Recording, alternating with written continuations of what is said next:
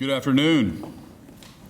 Today we have Commissioner of Health Gary Cox, State Superintendent of Schools Joy Hofmeister, Lieutenant Governor Matt Pinnell. First and foremost, I want to stress that the state is working with our federal, state, and local partners in order to respond to any confirmed cases appropriately and swiftly and ensure information and resources are available for all Oklahomans. I want Oklahomans to know that we are getting our state agencies prepared. We are praying and hoping for the best, but at the same time, we are making sure our state agencies are ready to serve all 4 million Oklahomans. I have been in regular contact with Vice President Pence and federal officials, and they have expressed they are ready and willing and stand ready to help Oklahoma in any way we need. As you're aware, the situation regarding COVID-19 in Oklahoma continues to progress. The state of Oklahoma remains calm, steady, and proactive in our response. Currently, Oklahoma has 3 confirmed cases of COVID-19. And at this time, there is no sign of community spread whatsoever. However, this is the top priority of my administration, and we are focused on being proactive in order to protect public health and minimize the risk for Oklahomans, especially our most vulnerable population, which is our elderly citizens. Today, I'm issuing an executive order directing our state agencies and calling on all Oklahomans to protect our most vulnerable populations. That includes our nursing homes, our VA centers, and all of our long-term care facilities. This includes reviewing and strengthening visitation policies where needed. As our state and local partners are coordinating their responses, all Oklahomans can do their part as well by using common sense and practical healthy habits, practicing healthy habits. Avoid close contact with people who are sick and stay at home if you are ill. Frequently wash your hands with soap and water and avoid touching your face.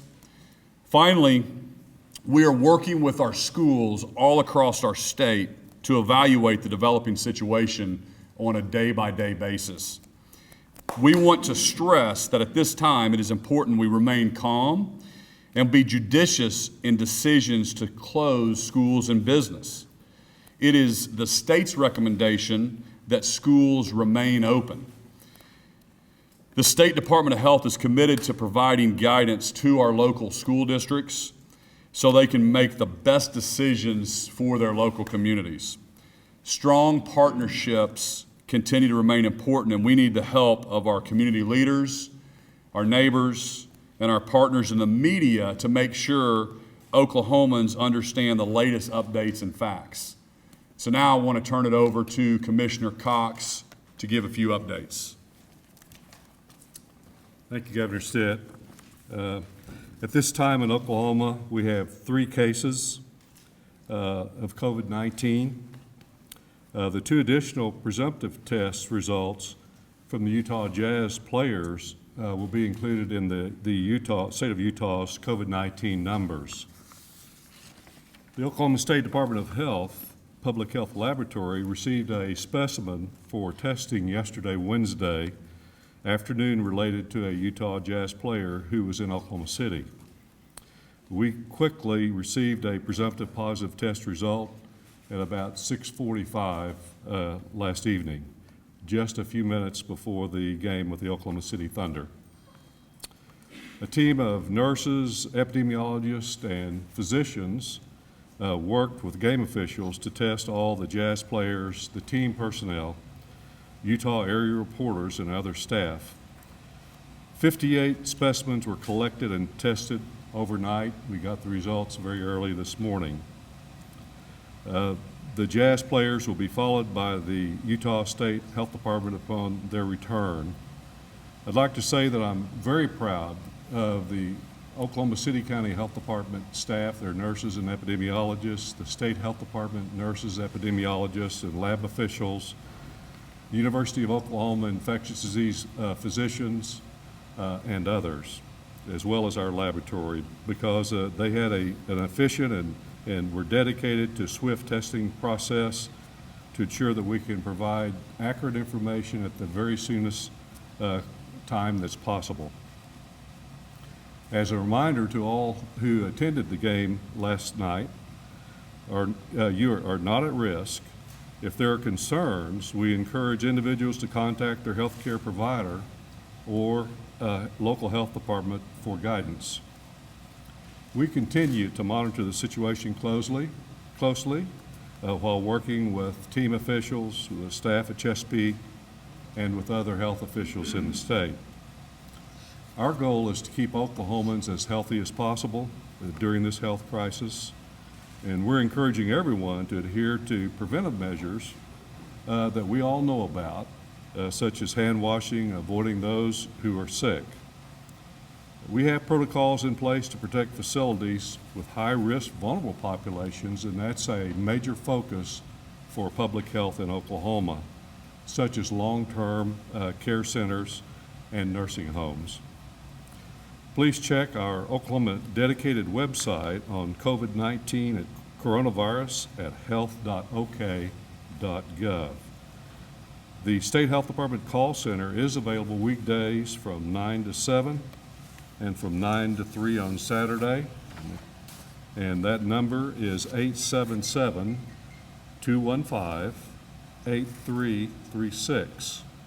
So we urge those who have concerns about their symptoms to consult with a healthcare provider in advance and not to go directly to a hospital emergency room.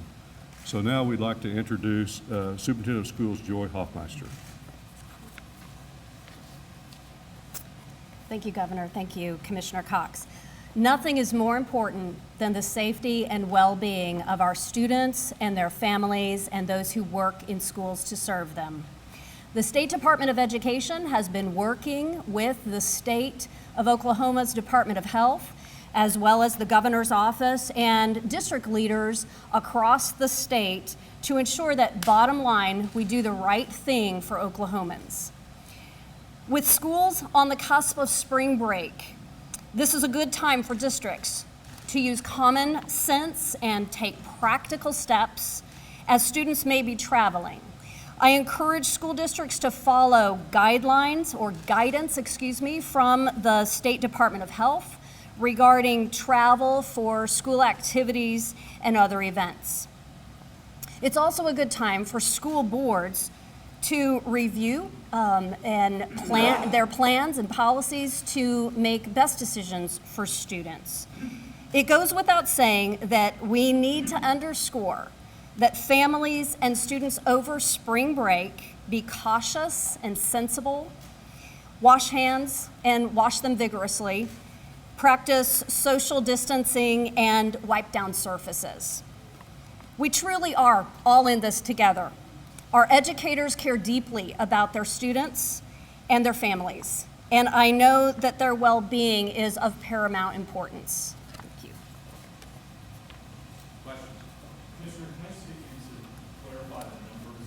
The 3 confirmed cases, and you have any presumptive positive cases? We have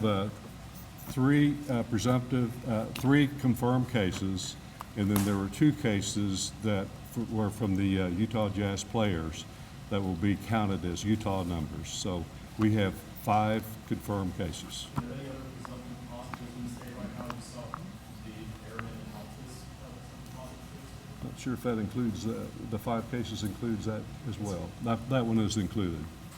Commissioner, those can get very soon, you get those tests pretty quickly. How soon will, those new tests be available? How many tests do you guys have available? Well, we have the capacity to run about 100 tests a day, and we have a number of test kits. We're ordering additional reagents at the current time, and so we have the current capacity, I think, for about 300 tests. However, there are 2 private laboratories who are in Oklahoma and who either are or will be up and running very soon. Gary, what's the status, Gary, of those, what's the status, Gary, of those three presumptive positives? Where do they stand right now? Are they presumptive positives or are they positives? The 3 are positive. Okay. What is the status of those individuals? The status of those 3 individuals, I know Laurence, maybe you have a better update on that, about the 3 that are currently positive. Okay, sure. Could you give your name too, please? Laurence Burnstead, State Epidemiologist, Oklahoma State Department of Health. So the 3 individuals that we're talking about, the 2 Tulsa County residents that were reported earlier in the last week, those individuals have been under investigation by Tulsa health officials. The appropriate control measures have been implemented, such as isolation of those individuals, as well as daily monitoring of any close personal contacts that would be at risk of exposure for the 14 days through the period of their last date of exposure to those cases. The 3rd individual that we're referencing is a new report, so that investigation is ongoing at this time, so that's in progress right now. Were those 2, are they quarantined at home or are they quarantined elsewhere? They would be isolated at home, which is possible because those individuals did not require hospitalization. What's the difference between isolated and quarantine? The difference between isolate and quarantine is isolation is when you have an individual that is actually experiencing symptoms of illness and they could be potentially still infectious. So you want to try to prevent further transmission to other individuals that could be exposed from being in close contact with them. Quarantine is when you have an individual that is not symptomatic, but they have been exposed, and you want to prevent the potential for further exposure if they go on to develop symptoms during the time frame expected, which for novel coronavirus, that would be up to 14 days. Commissioner, I know we said that people at the game were safe, but is that everyone? What about people that were close to the court? You want to go ahead and answer? Sure. We do have some advice from CDC about that, and so we'll share that with you. So as part of this investigation, of course, we work with team officials, with others that were on scene to help us understand the movement of the individuals in question. And what we know that with novel coronavirus, the route of transmission is droplets. So nose and throat secretions that are coughed or sneezed within 6 feet around other individuals. And so this is not airborne. This is not as easily transmitted. The people at greatest risk would be those that are close personal contacts.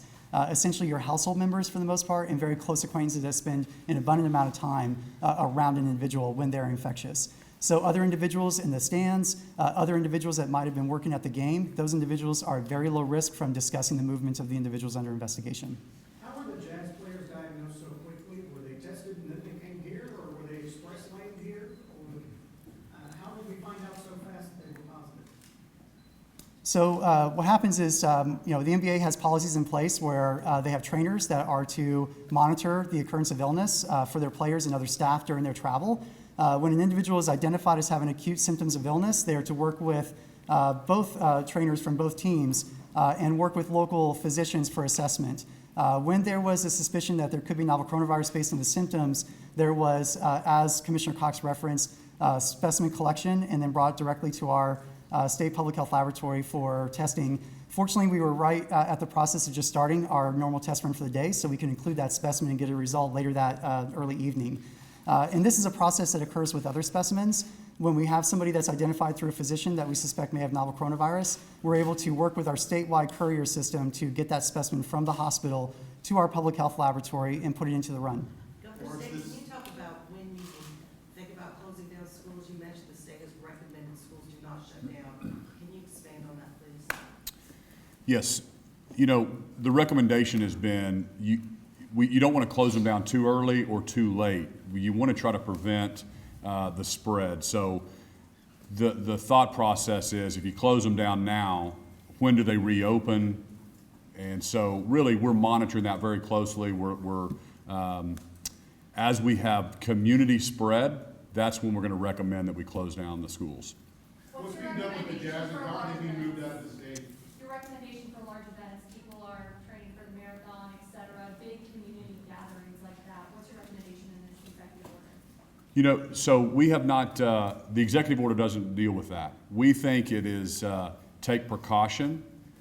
It's really our most vulnerable citizens. We have 3 confirmed cases right now. It is a virus, and we have to be cautious. But again, there's 3 cases so far. We cannot shut down our schools at this point or big gatherings. We're leaving it up to the local school districts. They're working with the commissioner and the superintendent of schools you know your communities better, but at this point, that's kind of the state's recommendation. What advice would you have for people that want to go out to eat this weekend or just be out and about traveling and want to visit folks? You know, we think be cautious. The most vulnerable, the aged, the people with immune underlying health issues are the ones the most at risk.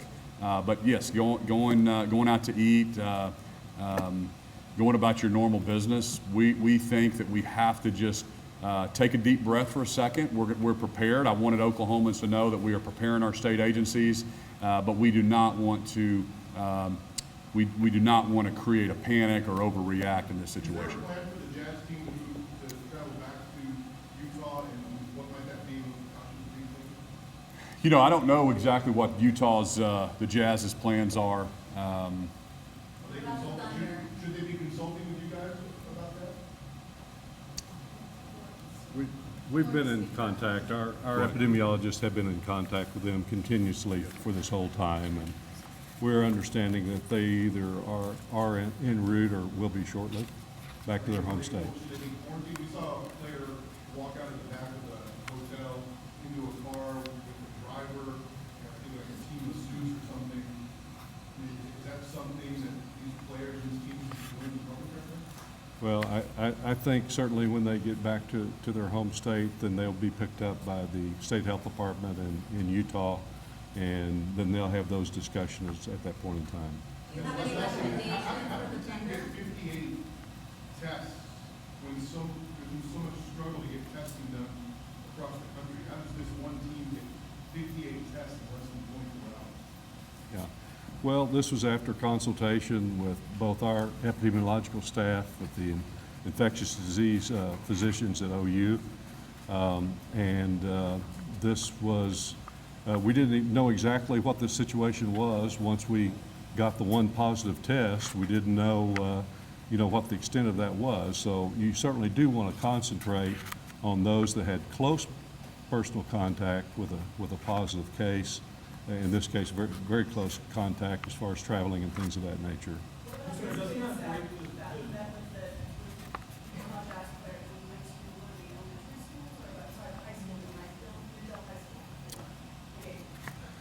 One of the players did go to Middale, yes, and we've been in contact with their athletic director and with their superintendent of schools, and appropriate action is being taken there. Was one of those tests right with CDC qualifications where you can receive testing? I was told yesterday by a spokesperson, you have to have symptoms or you won't get testing. Doesn't that break those certifications? Well, I think the guidelines are if a physician, if you're either symptomatic or if a physician in consultation with that patient make a joint determination that testing would be in order, then that's what happens. Well, if you met those guidelines, and again, keep in mind that while we wouldn't want to overload our state laboratory, there are 2 private laboratories that are available should a physician want to send a sample to one of those 2 private laboratories. When you say appropriate action, when it takes place in Dell City schools, what is the appropriate action for those students that have direct contact with someone who can test positive? We've been in contact with CDC Epidemiology on this issue, and we'll ask Laurence to fill in those details. How many people have been tested so far in Oklahoma, and how many are still pending? We do the mid-Delta question. Okay. All right. So, as part of the investigation, what we do is we establish exactly the timeline of when an individual actually was to develop symptoms of illness. That is essentially when you start the clock on when they're most likely infectious, and then kind of move forward with that with the movements. So for an individual that would have interacted with other students at a school that was more than a day prior to being tested for screening, then there essentially is no risk, and that's in consultation with our federal officials at CDC. That is why there was no recommendations for any kind of controlled movement or exclusion for the students that was involved with interacting with the player. So the interaction that we're talking about is for an individual that, in consulting with Utah Jazz team officials, is still not experiencing any symptoms of illness. So there is not a risk for prior interactions, because that individual remains asymptomatic. What about the third positive case? Can you tell us any details about that? Where was that case? Was it a male I apologize, I don't have details on this individual. This was an early report just earlier today, so we have a team that's conducting that investigation right now. So did not have a chance. How many people have been tested? How many tests can you do? Okay, so how many tested? I have to apologize, I don't have the exact number because of being involved with the ongoing investigation right now. So we're nearing close to 100 that have been tested here. Now, in regards to testing, of course the priority is for individuals that are symptomatic and that have specific exposure risk criteria. So a person that may have symptoms of fever, cough, shortness of breath, and may have recent international travel history to areas that are outbreak-affected countries, or if there's a concern because they were a close personal contact to another confirmed case, which is what resulted in the investigation working with Utah Jazz and Thunder players and personnel as well. Because of the investigation that was quickly done last night with officials, we identified that there are several individuals on the team that were deemed to be close personal contacts that needed to be evaluated quickly. And that also helps them with their preparations for travel back to Utah. What kind of preparation can be done in public spaces like the Capitol and other state offices? So in regards to disease risk, I'll just reference that when we're talking about shared spaces like this, really there's nothing above and beyond than normal routine disinfection and cleaning of commonly touched surfaces. So door handles, desktops, and so forth. There are many disinfectants that are available on the market, both for hospital use as well as personal use, that are effective against coronavirus. So really what we're advising is just to continue with your routinely scheduled environmental disinfection of frequently touched surfaces. And are they just going to spread to the wind, or are they an isolated community? I know there was a phone call yesterday. What's going on with those guys? So we're still working with our federal officials that's actually involved with the process right now at their stage. As you have seen in previous reports, the individuals were docked. They have been removed from the ship, and they're in the process of screening at each stage of their transport. Those individuals had to be transported to one location where they had to be housed temporarily. Then they're going to be flown out to other locations so they can get regionally located to where we can then receive those individuals. So we're in the process of organizing the transport back to their residences, so that way we can put them under daily monitoring for any symptoms of illness. That way we would know that we are restricting their movement and we'd be ready to test and further investigate if needed. Are their residences scattered across the city, or are they like all from like Edmond or something? Can you tell us? I'm sorry? Are their residents like scattered across the state? Is this a diverse group of people, or are they all like a church group from Edmond or something? So we're not releasing county of residence at this time because we're talking about individuals that are not cases of novel coronavirus. That's our practice, is that we do not release information such as that, and we also have to assure that we're protecting the confidentiality of individuals. But there are multiple individuals that are residences of multiple counties throughout the state. That's all for now. Thank you, everybody. Excuse me, the public needs to know the answers to these things. You don't have 5 more minutes? What happens to the Thunder players? We got one more. What happens to We the just Thunder want to know players? about the Thunder players. Are they going to be out in town or? Okay, so this is also something that we've been working with NBA officials to understand their movement of players as they travel from game to game. There's limited interaction between the teams essentially until when they start warming up and tip-off. So we're talking about even not really close personal contact. And those are questions that we asked the individual that was confirmed or presumptive positive from the initial test that was done yesterday. We asked them exactly who they've been in close personal contact with so we can identify those specific individuals beyond their team members and other staff that they'd already been traveling with. So we've identified those individuals, have been reaching out to them if we need to further assess and also restrict their movement. As far as other players in the Thunder, they did not have any kind of close personal contact, so there is no need for us to put any kind of restrictions on their movement or advise on testing. Thank you. Thank you.